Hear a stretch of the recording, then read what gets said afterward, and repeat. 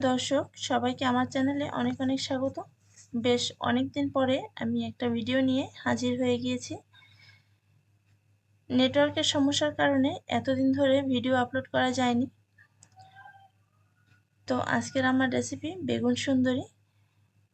বেগুন সুন্দরী তৈরি করার জন্য আমি দুটো মাঝারি সাইজের কালো রঙের বেগুন নিয়েছি, দেখতে পেলেন।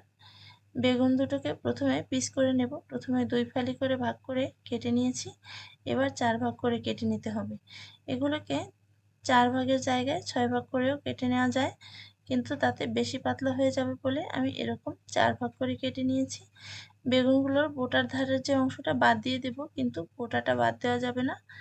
এই যে দেখুন, এভাবে পিস করে নিতে হবে বেগুন সুন্দরী তৈরি করার জন্য। প্রথমে বেগুনটা ধুয়ে নিতে হবে এবং কাটার পর কিছু সময় জলে ভিজিয়েও ধুয়ে নিতে হবে। আমি একটা বড় পাত্রে কিছু নর্মাল টেম্পারেচারের জল নিয়েছি এবং এতে সমস্ত বেগুনগুলো ভিজিয়ে রাখবো কিছু সময়, যাতে ধোয়া হয়ে যায়। খুব বেশি সময় খুব অনেক জল পাল্টে পাল্টে এটা ধুতে হবে না, এভাবে একটু করে ধুয়ে নিলেই হয়ে যাবে, কারণ এতে কোনো ময়লা নেই। তো দর্শকবৃন্দ, আমি বেগুনগুলো ধুয়ে নেওয়ার পরে এতে নুন হলুদ মাখিয়ে নিতে হবে। সেজন্য কিছু সময় ধরে বেগুনগুলো জল ছাড়িয়ে একটা পাত্রে তুলে নিচ্ছি। যদি আমার চ্যানেল নতুন বন্ধু হয়ে থাকেন তাহলে অনুরোধ করব চ্যানেলটি সাবস্ক্রাইব করে আমার পাশে থাকবেন আর বেল ঘন্টিটি প্রেস করে রাখবেন, যাতে পরবর্তীতে কোনো ভিডিও আপলোড করলে আপনার কাছে সবার প্রথমে নোটিফিকেশন পৌঁছে যায়। এবং ফ্রেন্ডস অ্যান্ড ফ্যামিলির সাথে শেয়ার করে দেবেন, যাতে সবাই আমার ভিডিওগুলো দেখার সুযোগ পায়।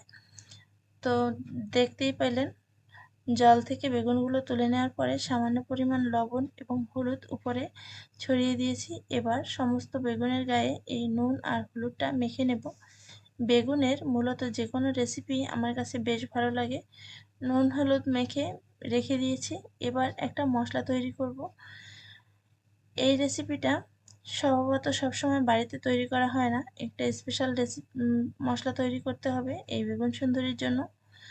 একটা কাঁচা লঙ্কা, এক টুকরো আদা, 1 চামচ পোস্ত এবং 1 চামচ কাঁচা সরিষে আমি নিয়ে নিয়েছি। এবার সমস্ত মশলাটা আমি একটা মিহি পেস্ট করে নিতে হবে। বেগুনে কিন্তু অনেক বেশি ঝাল ব্যবহার না করলেও বেগুনটা খেতে ভালো লাগে। একদম নুন হলুদ দিয়ে তেলে ভেজে নিলেও বেগুন ভাজা থেকেই ভাত খাওয়া হয়ে যায়। তারপরে তো অন্যান্য রেসিপি তৈরি করলে কথাই নেই। বেগুনের সব রকমের রেসিপি আমার বেশি ভালো লাগে। যেমন মনে করুন, হাঁসের ডিমের সাথে বেগুনের রেসিপি আমার ভীষণ ভালো লাগে। মশলাটা পেস্ট করে একটা বাটিতে তুলে নিয়েছি এবং সেই বাটিতে একটু হলুদ গুঁড়ো এবং সামান্য লবণ দিয়ে আর আরেকটু জল দিয়ে একটা পেস্ট তৈরি করে নিয়েছি, মশলার পেস্ট। যেহেতু এটা সরিষা, সেহেতু একটা পেস্ট তৈরি করে নিতে হবে, না হলে এটা তেলে দিলে তিতা হয়ে যাওয়ার সম্ভাবনা থাকে। একটা শুকনো কড়াইয়ে সামান্য হালকা আঁচে 1 চামচ পোস্ত 15 সেকেন্ডের মতন ভেজে তুলে নেব। এবার ওই একই কড়াইয়ে পরিমাণ মতন সাদা তেল দিয়ে দিয়েছি। এরপর দিয়ে দেব সেই লবণ হলুদ মেখে রাখা বেগুনগুলো।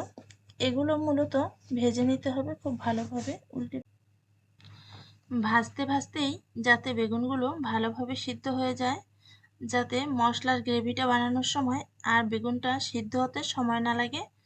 দেখুন, সমস্ত বেগুনগুলো আমি উল্টে এক পাশ করে দিয়েছি। সব পাশই নাড়িয়ে নাড়িয়ে ভেজে নিতে হবে। দেখুন, আমি ভালোভাবে ভেজে নিচ্ছি।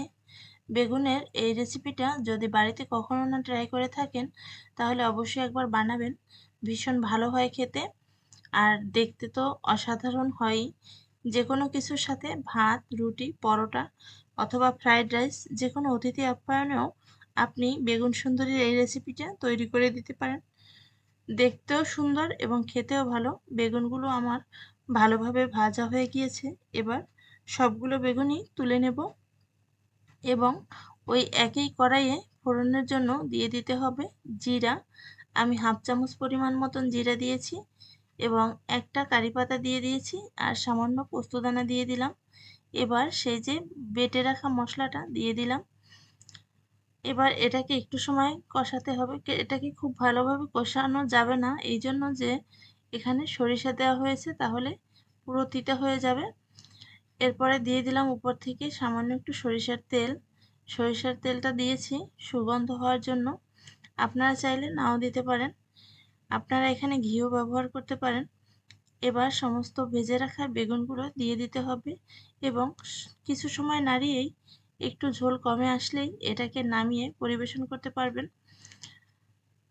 খিচুড়ির সাথে এই বর্ষার দিনে এই রেসিপিটা বাড়িতে একবার বানিয়ে দেখবেন, ভীষণ ভালো হয়। উপর থেকে পোস্তদানা ছড়িয়ে পরিবেশন করে আপনাদেরকে দেখিয়ে দিচ্ছি।